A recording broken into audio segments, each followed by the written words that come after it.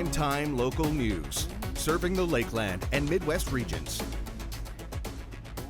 Happy post-Canada Day, everybody. Josh Ryan, Abby St. John, back with you on another, unfortunately, cloudy evening here in Lloydminster. But keep your spirits up. We have 2 hours of content coming up for you with weather, sports, of course, your local news, and the question of the day, which is what you did over your past evening and afternoon of Canada Day festivities. You went home for this, correct? Yes, I went back home because I was volunteering in the parade that's held in Sherwood Park.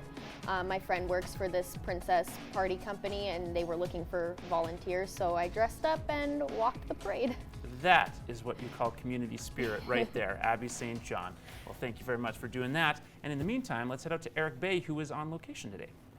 Well, today we are here at Country Quilts and Stitches, and you see the quilt here behind me. Today we're going to be taking the first step in learning how to make one of those as I try out the sewing machines they have here, and those sewing machines that I will be testing out, they will be using for their Sewing for Fun Kids Camp that is coming up here later this summer. So we're going to be talking a little bit about that, what the kids will be learning about, and then I'll take a crack here trying to learn this sewing machine.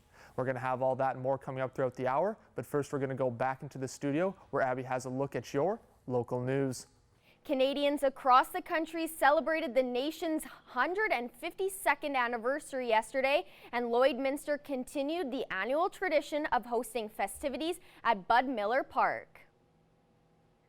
Despite poor weather conditions for most of the day, the park was filled with hundreds of people from morning till dark, participating in multicultural displays, local food vendors, motorbike stunts, and the Dirt Rich Band and fireworks to cap the evening. One company is helping to bring money back into communities. The United Farmers Association is launching their Rural Communities Foundation Fund. The foundation will be making a commitment of over $500,000 over the next 5 years. One part of the fund is to help improve sustainability of farmers and ranchers in Alberta. Well, this program was developed so that we could use any of this archived equity money to put back into our communities, because that's where this money belongs. And so we're using this money. Our mandate is to use the money to help provide rural communities where UFA has a presence with recreational, educational, and cultural facilities and programs. To qualify for the fund, there are a few requirements. To be eligible, you need to have UFA presence in your community, and you also need to have be a charitable organization within your provincial or municipal governments. To apply for the funds, visit the Rural Communities Foundation's website. Applications are open from July 2nd to August 31st. The Canadian Armed Forces are heading to Lloydminster X Grounds this year for the Colonial Days Fair. It has been nearly 4 years since the Canadian Armed Forces last attended the event. Some military members from the 3rd Base in Wainwright will be attending the fair. The presence of the armed forces and their gear will definitely be a crowd pleaser. We love to see the military presence here. It's fantastic for the kids. They get super excited when they see all the military vehicles and all the small arms weapons displays. And I mean, the big kids, they get excited too. I mean, you can ask any kind of question to them. They're more than willing to answer what they can. July 12th is Red Shirt Day. For each attendee wearing red, a $1 donation is made to the armed forces, as well as discounts for veterans and other military personnel. Each donation is important. Any kind of donation is a great donation to our military or our veterans. I mean, we love to help out whatever way we can. We just get great pleasure in giving back. The fair runs from July 10th to the 13th. Now we're going to Eric Bay, who is on location today. Back here once again at Country Quilts and Stitches, and Jody Davidson joins me now, and the reason we are here is we are talking about the Sewing for Fun Kids Camp you are putting on here later on this summer. So first, can you tell us a little bit about it? Sure. We're doing our Sewing for Kids Camp August 12th to 16th. And we're asking kids 9 and older to come and make some fun projects with us over the week. And at the end of the week, they're going to be taking home their sewing machine, their baby lock sewing machine that they've sewn on all week long, plus basic sewing supplies and all their projects. And now, is this something that you've done before, or is this the first time, and what kind of made you want to get started doing this? No, this is going to be our first camp. We've been looking for about the last year to do something with kids to try and gain some interest in the next generation coming up. So, and we thought, well, we'd give it a try. And currently we are full to capacity and have a waiting list. So. No, that's awesome to hear. Now, you mentioned they'd be making a few different projects over the course. So what are some of those projects those kids will be making at the camp? They're going to be making some little mini quilts, some pillows, pajama pants, little bags, pencil cases, that sort of thing. So. All right, awesome. Thank you so much for this. We are going to have some more back from here at Country Quilts and Stitches, where I'll actually try my hand at sewing coming up, so that should be pretty interesting. So we're going to have some more back from here, but first we will go back into the studio. Thanks very much, Eric. Well, cloud cover continues in the border city, and that should continue for a couple more days, unfortunately, for those who are looking to head back out to the lake. Didn't get a lot of opportunity over the weekend. 16 degrees, fair amount of cloud, though the sun will peek out here or there during the week. A little bit of visibility at the moment again. As you can see here, records show 2013 was also a relatively nice June and July, and 1997 was a little less kind on this date at +7. Not the warmest July 2nd of all time. As you can see here, watches and warnings finally blank for once. No thunder showers or air quality statements ready at the moment, but that could be something that'll change tomorrow when there's a higher chance of showers then. Next here, current temperatures: Vegreville, St. Paul, Bonnyville, Cold Lake, all at +16, with 17 out in Edmonton and 15 up north in Lac La Biche. On the east side here in Saskatchewan, 17 in both St. Walburg and Meadow Lake, and Green Lake rather.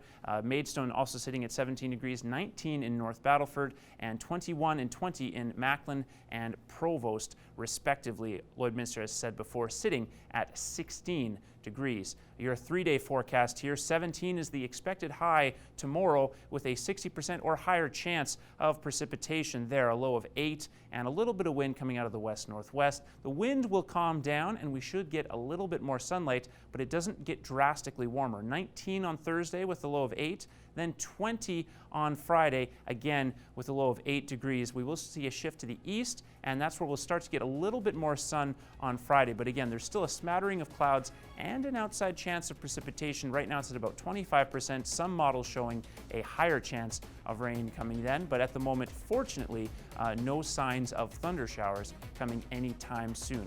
That's a look at your 3-day forecast. We'll have more weather coming up for you later on in the show.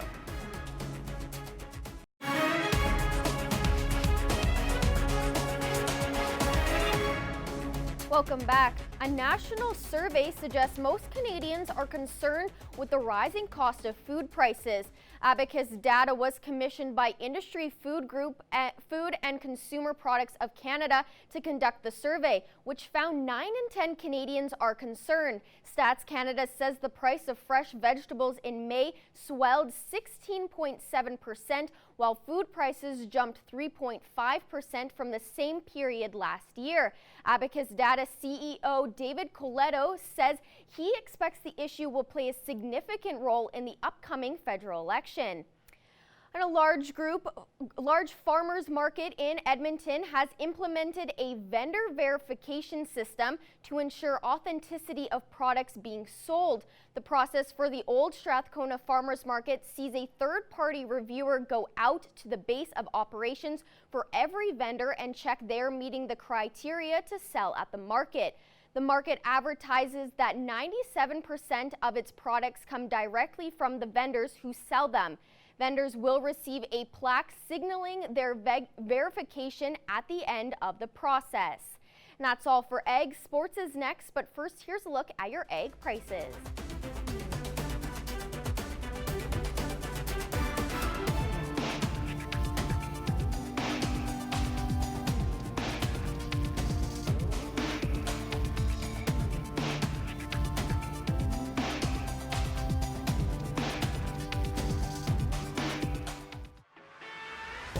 We're a part of less than 5% of Canadian auto body shops and Lloydminster's only locations with certified collision care recognition at City Centre Auto Body. The CPCA's last stop before the Calgary Stampede wrapped up Sunday, where Brad McMahon and Todd Baptiste continued to find success.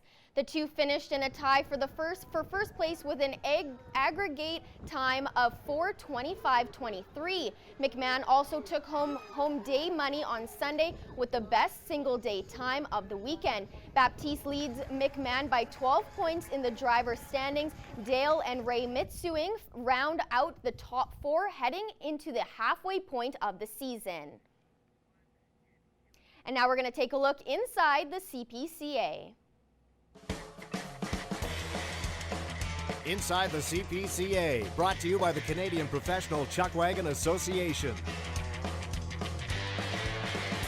And welcome to this week's edition of Inside the CPCA. A wet and muddy here in Bonnyville, but we're rolling in to Calgary beginning on Friday, and he is making his Calgary Stampede debut. It is Chris Flanagan.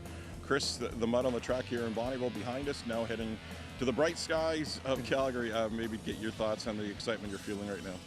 Well, let's just hope it's bright skies. Yeah, it's kind of starting to set in that we're going there tomorrow, and hopefully we get some little track time and maybe get out on the track with a couple of the horses that obviously haven't been there yet. I have a few old ones that have been there, so we'll be relying on them probably a couple nights, but be nice to get there and get on the track a couple times. And for yourself, when you get that invite in the fall, you're anxiously awaiting for this moment. Maybe first of all, your reaction when you got that invite. Yeah, it was incredible. Just ask any of the committee members. I'm not going to get into it, but just ask the Calgary Stampede committee members. There's lots of talk about that phone call, but it was, the greatest thing a wagon driver could ever dream of, right? Does this show message or sense a message in Chuck Wagon Racing that Chris Flanagan belongs because you are in the biggest stage there is for the sport? Yeah, absolutely, and I hope I can go there and compete with those guys, and I think I can. I find I'm getting some bugs worked out here on the tour. Like I'm sitting a little lower, but everything's pretty tight still too. So after the season, if I can go back to my four main ones, and I should be able to climb the standings and hopefully get a call back again. It's 10 days. It is a marathon. Maybe talk about that barn management, how important it is, and how barn depth is for you. Absolutely, and lucky enough, I got some good horses going, but with BJ, he's got a ton of horses going, and so I got some help with there if I need to rest some horses or maybe give some of the new ones more days off than they actually need. The big lead team, my good lead team, hopefully I don't have to go too hard on them, and they'll keep working really nice if they can have 2 days and then 2 days off type thing. So right now I'm pretty hopeful that we'll get her done. There we go. Chris Flanagan making his Calgary Stampede debut. That is for this week's edition of Inside the CPCA.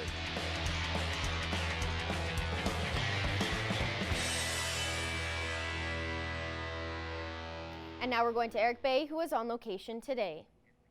Once again, we are back here at Country Quilts and Stitches, and Jody Davidson joins me once again. And now we do have the machine here in front of us that the kids will actually be using. So first off, can you tell us how we actually get started with this thing? Okay, so to begin with, it's important to know the different parts of your machine. So this dial here gives you your different stitches. As you can see, they correspond with the letters here. So this machine has, several different stitches that you can use, as well as it has a 4-step buttonholer. So of course, different stitches we need to sew sometimes at different lengths and different widths. So just by turning the dial, we can set those. But the most common stitch that you're going to use is your straight stitch, for sewing all your seams together and all that. So that's going to be the most common. Now we have a thread cutter along the side there to cut your thread. And so say we're going to be sewing these two pieces of fabric together like you would if you were making a quilt. So, and we're using the edge of our presser foot as a guide, and we're going to turn this to A so we get a nice straight stitch. Right, just following the instructions there? Yeah, following the instructions on there. And we can lengthen that a little bit.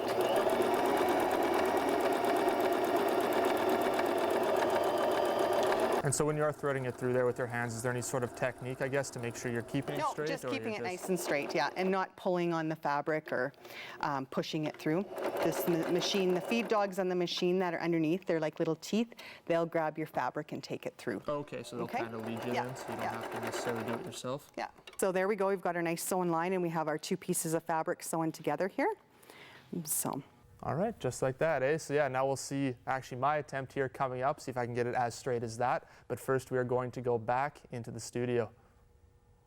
Well, unfortunately, we still have more cloud coverage to look forward to the rest of the evening and through most of the rest of the week. Perhaps that's some foreshadowing for Stranger Things 3, which airs later in the week. That's normally a Halloween show, but since it lands on 4th of July, I guess it's appropriate to have some ominous weather accompanying it. Now you can see on the satellite radar fairly cloudy skies and some chances of low pressure and low precipitation of rainfall coming in again. That made its way past Edmonton already today. We're getting the worst of that cloud cover now. So far we haven't seen any rainfall. We could see it a little later on in the evening, but at the moment it's still a low percentage chance, fortunately. Watches and warnings, again, as you can see, relatively clear skies. And when we look at our current temperatures across the wider region, things are still just a little below the 20s, so below the seasonal average for this time of the year. 17 in both Prince Albert and in Melfort, 19 out in Saskatoon.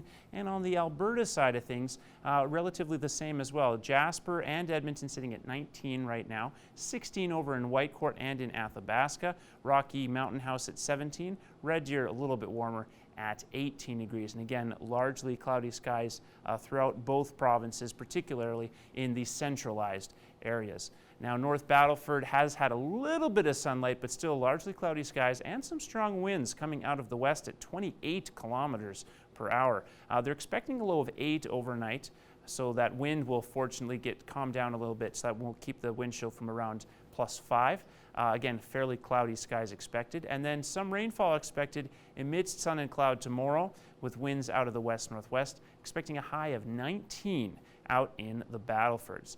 Cold Lake, a little bit cooler and a little bit more cloud cover at 16 degrees right now with some fairly strong westerly winds as well. A low of 8 degrees as the wind starts to calm down, and then 18 is expected to be the high for tomorrow. They'll get a little bit more sunlight, but again, largely cloudy skies with some rainfall expected there, with west-northwest winds expected once again. And in Lloydminster, basically the same story with northwest winds at 23 kilometers per hour and a current temperature of 16. Again, a low of 8 overnight and a high of 17 tomorrow, so a little bit cooler there. And again, not a lot of sunlight expected. We should see at least a centimeter or a millimeter rather or two of rainfall coming down with west-northwest winds once again at 15 kilometers per hour. There's your 7-day forecast with a high of 19 expected Thursday. Friday could be the nicest day of the week at 20 degrees and a low of 8, and the least likely chance of rain that day. Then 22 on Saturday as the thunder shower warning will be in effect. 19 on Sunday with a low of 13. As you can see there, we're not expecting much more than some cloud cover and rainfall there. Then 21 Monday and on Tuesday to finish off your 7-day forecast. Now we're going to Eric Bay, who is on location today. Once again, we are back here at Country Quilts and Stitches, where now it's actually my turn on this machine. So first we were talking again, Jody is with me here, and about the threading. So threading is how we start off, correct? Yep. So I'll see if I remember any of this. Okay. So grab this here and then just follow the numbers, right? So around 1, just like that. Yeah. And then... Nope, down 2 straight down. Missed. Now I'm going to be in trouble here because I can't get it out. Should just pull out this way. Perfect. There we go. There we go. Down to 2 and around this U here. Yeah, and up, and then around the back 3, of that. like that. For sure. And then just down this line here to 4. Okay. And there's now a little hook above your needle here. You've got to get your thread back past there. This here? Yeah, right on the bottom, right here. Okay. Around there. And just like that. Yeah, and then you're going to pull your needle threader down. Okay, and now I'm totally lost. So go around this hook here. This hook here, like this way No, or the other way. Yeah. Okay, other way. Yeah. Just and like then that. across. And now we're good to go? Yes. All right, so now what's the next step here with the fabric or? Yeah, so now we're going to add on to the squares that I've sewn before, and you're going to add the next block on. You have to lower our presser foot here. Okay. Back here. So we're just going to want to move our fabric a little bit. So we start on the edge. Sure. Okay. And now I just got to press the pedal. And what should I be doing with my hands here? How much pressure? Just kind of guide your fabric through. Yep. And how's it doing so far? That's kind of how it's done? For sure. I don't know how straight we're getting here, but... No, it looks pretty good. And then just keep guiding it along like that? Yeah, until you're at the end. And do I want to stop before it hits the end or keep going all the way through? No, you can just keep going all the way off. And then if you don't have scissors, there is the thread cutter. And then just around here on the edge and like that? There you go. And so that's it, eh? That's just it. Like that, after a lot of hard work, the threading I'd say is the hardest part. All right, well thank you for showing me this. Again, this will all be happening at their kids camp coming up later this summer, but first we are going to go back into the studio.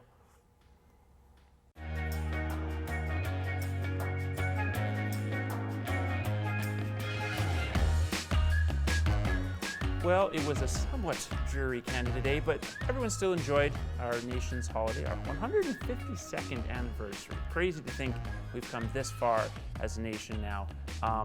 As kind of elaborated on earlier, you did in fact volunteer your time. So let's go into detail on that for a second. Well, my friend works for this company called A Charmed Affair. It's this princess superhero dress up kind of party where they go to different birthday parties and they're dressed up as princesses or superheroes, and they had a float in the parade, but they needed extra volunteers to dress up, and so I dressed up, and halfway through the parade it downpoured and it was very cold, but you know, it made kids happy, so. Well, that's good. What character were you dressed I up was as? just a mermaid. Just a stock mermaid? Yeah. Okay. Yeah, pretty much. All right, well that's a stock mermaid's probably not the best to be in cold weather then. Nope. Definitely not. What's not stock is our current pets of the day. So we have a number of good ones today. So Molly from Stasia, thank you very much. Very cute. I love how the ears are perked up. Yeah, well probably alerts and ready for orders or something. Yeah. Midnight, that's thank you to Linda for that It's one. a very fitting name as the Black Cat. I love her eyes. Indeed. Otis from Aaron, is that a hedgehog? A hamster, maybe? Oh, that's a hamster. That guinea pig, as we're correct. Very adorable. Clearly, I don't own any rodents. Next up, Diablo, submitted by Connie, and Connie's little 3-year-old there. Very cute horse. Well behaved too.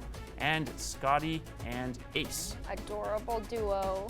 And that adorable duo reminds us that anytime you submit a photo and the name of the pets, you have a chance to win a free gift card from PetPad. We want to see your pets. Send photos of your pet and their name to our Facebook, Twitter, or Instagram to have them featured on Pet of the Day. Your name will be entered into a weekly draw for a gift certificate from the Pet Pad.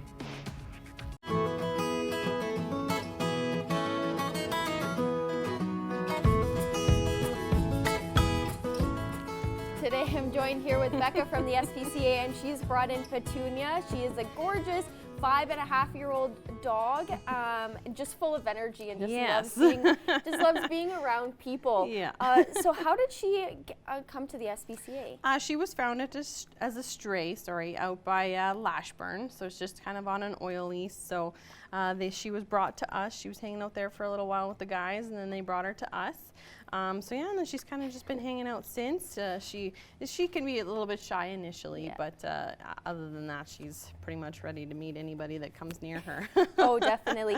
And how is she with other animals, like cats and other dogs? We haven't really, I kind of walked her past them today and really didn't notice much. She just kind of looked at them and carried on her way. Yeah. Same with the dogs. She doesn't really pay too much attention to them. She just kind of does her own thing and goes. So I think if it was a more kind of calm environment with animals in it, that aren't going to be jumping all over her, I really think she would probably be fine.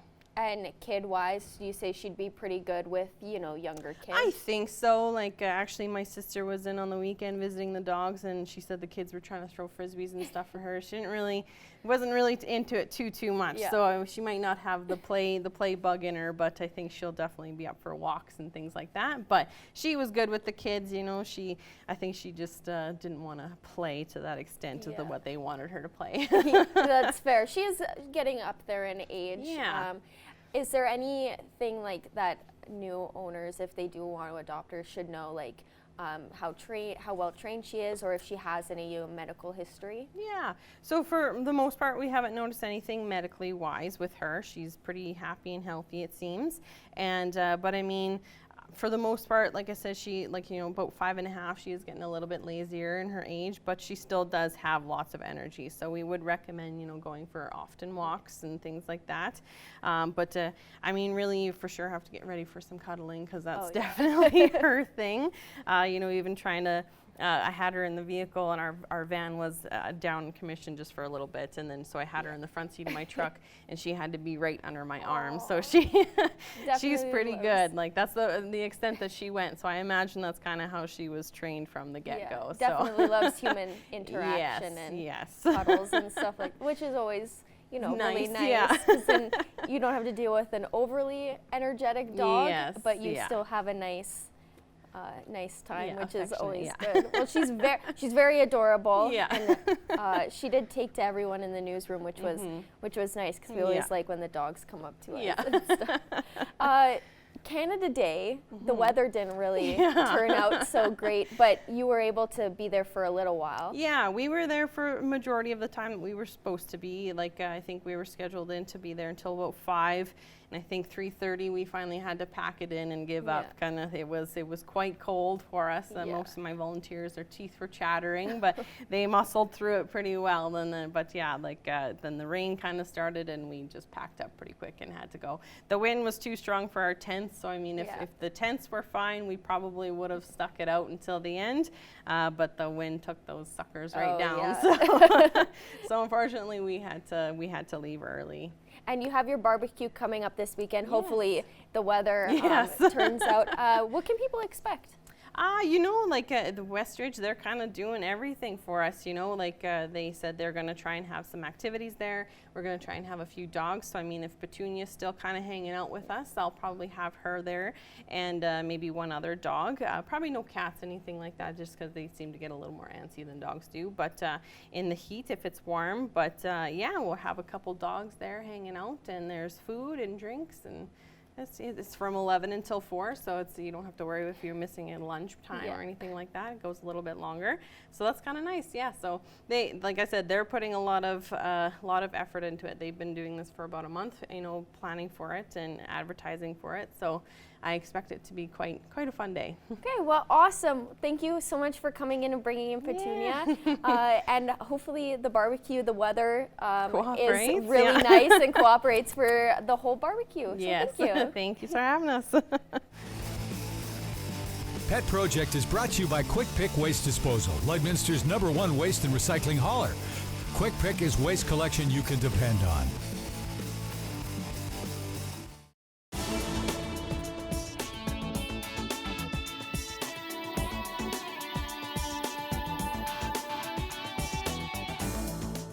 I'm Justin with Boom 101.9 and 93.7 WinFM, and here's what's happening.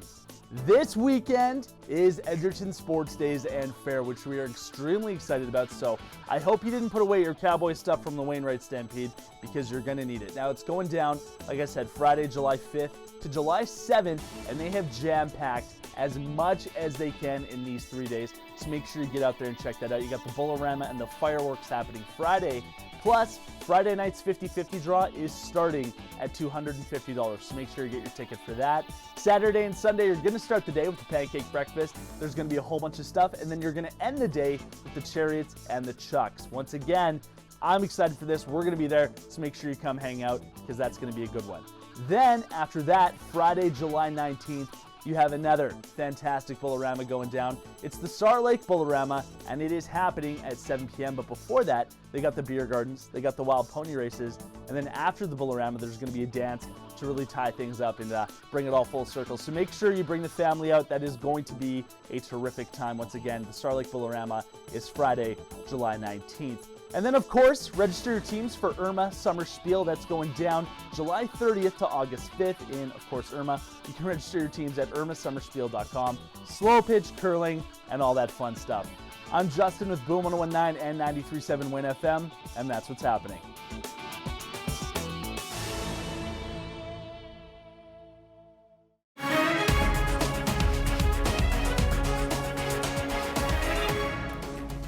joined here with Daily Brochu. He is the owner of Exposure Solar, and today we're going to be talking about just a little bit about how your business has changed now that the UCP have taken over the Alberta government, and what you're planning on doing from here on out. So there has been a big change within the UCP government. They have scrapped the carbon tax. Yeah. How has your business been affected since they have taken over the government? Yeah, well, obviously our Alberta residential, commercial, and in turn farm rebates are also gone for now. So it has affected our business. Now, that being said, I don't think we're going to see a long-term effect as most people think we will. The merits of solar financially still stand on their own, with or without rebates. So for us, though, the market has really slowed down in Alberta, and we're just going to have to wait for the general public and the population to get used to what the new numbers are for solar. And so you've moved to more of the Saskatchewan side of things. Has that helped a lot since the government? Yeah, I mean, we've obviously just done this because the rebates, the official announcement was only made a couple weeks ago. So it's going to take a while to get our marketing ramped up and stuff. And, you know, that's what we've chosen to do. We're not going to wait around and see what's going to happen in Alberta. We know that the general public's going to have to adjust. So going into Saskatchewan, they still have a 20% rebate that's active right now. So we're going to take advantage of that because we are based in Lloydminster, so why not? Exactly. And so when people call for your services, what will they expect when they decide to move to solar energy? Yeah, so obviously a reduction in your power bills, right? The one thing we want to make very clear is predominantly what we do is grid tied. So you're not cutting the wire on your service. You still will have a little bit of a bill every month. But the important thing to understand when you're going solar is that you're locking in the price of that electricity produced by your system forever, essentially, until it needs fixing. But with long-term warranties, like 25-year warranties, it's a very, very safe investment. And like I mentioned, even without rebates, it is still cheaper in the long run than buying power off the grid. And I'm not super familiar on how, solar energy works as a whole, but how will it work, because in Canada, we don't have sunny weather every day, like in California or those hotter states or countries. So how does solar energy work in a country like Canada where we see a lot of dark skies and, during the winter especially? Yep. So that's a common misconception. Canada is actually very, very sunny, especially Alberta and Saskatchewan compared to the rest of the world. So we're talking about countries that have gone large-scale solar, such as Germany. We are about 30-40% better solar resource than they are. So we have a very, very good solar resource, but you are right. For those cloudy days, we get a lot of snow. Snow is more the issue. But we're not sizing the systems like we are for batteries so that you need to power your home every day. We are grid tied. So you're going to make power in the summer, more power than you use, and you're going to use that when you have the deficits in the winter. So it really is not a non-issue. Okay. Yeah. That makes a lot more sense because that was always I was always very iffy about solar panels and solar energy because I didn't know because the winter months and if there's overcast and stuff like that how that works. But that does make a lot of sense when you look at it that way. Really quickly before we wrap up, if anybody wants to get a hold of you for your services and maybe switching over, how can they do so? Exposuresolar.ca. And the one thing that we're going to do, we're not going to try and sell you a solar system. We're going to try and educate you.